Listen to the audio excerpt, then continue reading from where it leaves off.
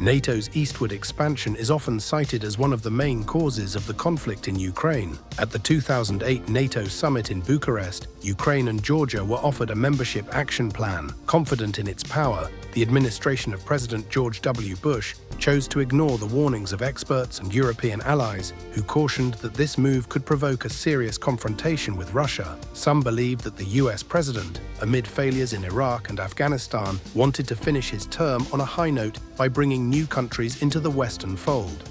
The result was a military conflict that has now entered its fourth year. Others argue it was all by design, to lure Russia into a trap, weaken it, and sever its economic ties with the West. Yet the strategic outcome for the US has been an increase in external threats, pointing more to a major miscalculation than a success. Just consider the growing alignment between Russia and China, who now share a common interest in pushing back against US dominance. Many recall how Henry Kissinger, along with President Nixon, managed to bring Beijing to Washington's side, a move that gave the US a decisive advantage in the Cold War against the Soviet Union.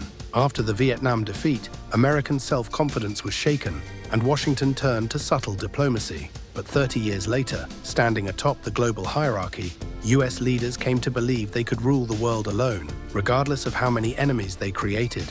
The Trump administration seemed to recognize that America's resources are not limitless, and that a more balanced foreign policy was needed. Unlike China, Moscow did not pose a serious threat to Washington.